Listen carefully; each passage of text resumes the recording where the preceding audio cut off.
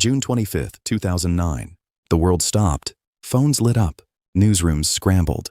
And within hours, 1 billion people knew the same thing. Michael Jackson was gone. But here is what they did not tell you. His death did not just end a story. It cracked one open. And what came out of that crack, the secrets, the documents, the testimonies, was something certain people spent years trying to keep buried. The desperate 911 call came from inside Michael Jackson's rented mansion. It was just before 12:30 p.m., June 25, 2009, in Los Angeles. He's pumping his chest, but he's not responding to anything, sir. The king of pop's heart had stopped. He was unconscious. His personal physician, Dr. Conrad Murray, who can be heard in the background on the call, was attempting CPR. Did anybody witness what happened? No, just the doctor, sir. The doctor's been the only one here. Hours later, his family broke the news to the world. The legendary king of pop, Michael Jackson, passed away. Immediately, the investigation focuses on Dr. Murray. Most people think they know how Michael Jackson died. Doctor gave him a drug. Heart stopped. End of story. But that version leaves out almost everything that actually mattered. The night before he died, Michael Jackson was at the Staples Center in Los Angeles, rehearsing for his This Is It concert tour. 50 shows. London, the biggest comeback in music history. And by every account, he looked alive that night. Our first meet really big. And I mentioned that to MJ one day, and he just smiled. We had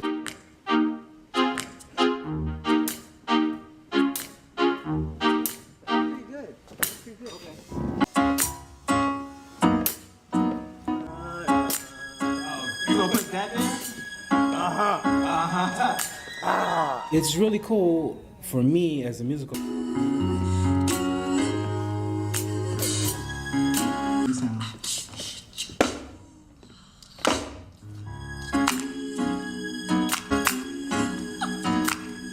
He got home after midnight, went to bed around 1 a.m., and that is when the real story begins. Because Conrad Murray was already there, already administering drugs, already doing something no doctor is supposed to do outside of a hospital. The tour promoter AEG had allegedly hired Murray specifically to prescribe Michael nightly infusions of propofol, a powerful surgical anesthetic, just to help him sleep. And as the concerts got closer, Michael kept demanding more, a cycle that was always going to end one way. And his last words, the last thing Michael Jackson ever said, were not about himself. I can't function if I don't sleep. They'll have to cancel it. And I don't want them to cancel it. Not about his health, not about his fear, about his fans, about not letting people down. That was the last thing on his mind. Of course, the most hidden treasure trove of his life is with me. But I have protected Michael up till now. Up till now? Of course. And they pointed to Michael, the guy who could not pay me for months after taking care of him. On the night of his death, Murray was the only one with him. He administered the drug that would ultimately cause Jackson's heart to stop. Murray was convicted of involuntary manslaughter in 2011, sentenced to 4 years. But he only served 2. And when he walked out of that prison, he did not stay quiet. He said, "I did not kill Michael Jackson. He was a drug addict. Michael Jackson accidentally killed Michael Jackson." The man convicted of his death, blaming the man who died, from outside a prison he barely spent time in. I loved Michael. I love Michael Jackson. I love him. I was his closest friend. You see, indeed I was Michael's doctor. But I spent more time with him as a friend than taking care of him medically. I love Michael. I will mourn his loss forever. I am so sad. But Murray was never the whole story. TMZ investigated and uncovered the truth. Numerous doctors had put Michael on a path that led to his death. One man took the blame, but the system that killed Michael Jackson had far more than one person in it. When the autopsy report came out, the world was not ready. Michael Jackson weighed only 112.6 pounds at the time of his death. 112 pounds. For a man who spent his life on stage, dancing, performing, moving in ways most people cannot even imagine. Years of surgeries, prescription drugs, and a suspected battle with anorexia had taken a toll on his body that nobody on the outside could see. Puncture wounds covered his arms from years of injections just to sleep. Just recently there was a story, and I know one of your attorneys held a news conference. There was a story about you wanting to have a little white boy play you in a Pepsi commercial. That is so stupid. That's the most ridiculous, horrifying story I've ever heard. It's crazy. I mean, why? Number one, it's my face as a child in the commercial. Me when I was little. Why would I want a white child to play me? I'm a black American. I'm proud to be a black American. I am proud of my race. I am proud of who I am. I have a lot of pride in who I am and dignity. That's like you wanting an Oriental person to play you as a child. Does that make sense? No. This was the man the whole world called the king of pop. Behind the concerts, behind the moonwalk, behind the smile.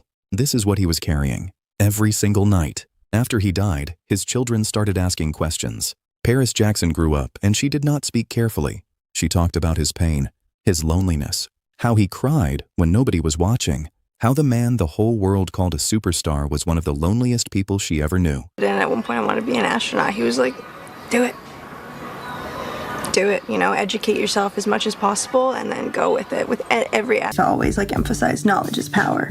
And so I just always wanted to learn new things. And I remember him saying that in a lot of ways you're most like your dad. In what ways would you say that is? That is so sweet. You'd have to ask him. I think maybe it had to do with my love for music. Hopefully my sense of humor. I don't know. Another one that I got that was very discreet was I got my father's birthday and Roman numerals on my wrist. And Paris responded, "The film panders to a very specific section of my dad's fandom that still lives in the fantasy. It's not real." His own daughter, calling the movie about her father a fantasy because she knew what was real, and she knew what was being buried, again. And then the biopic came out, a $155 million movie, his own nephew on screen, but it ended at his 1988 peak. No real death, no real truth, just the version they wanted the world to remember. Okay, I'm gonna say this and then I'll kind of just leave it alone. Because it seems like there's been a lot of responses. There's been a lot of responses to the thing that I posted earlier about just clarifying that I wasn't involved at all. Aside from giving feedback on the first draft and then getting the feedback that we're not actually going to address your notes at all. And I was like, but the secrets that came out after he died did not make him look like a scandal. They made him look human, a man carrying the weight of the world's expectations on a body that weighed 112 pounds, a man whose last words were not about himself, but about not letting his fans down. Michael Jackson did not just leave behind music. He left behind a truth the world was not ready to hear while he was alive. And now, whether they are ready or not, that truth keeps finding its way out.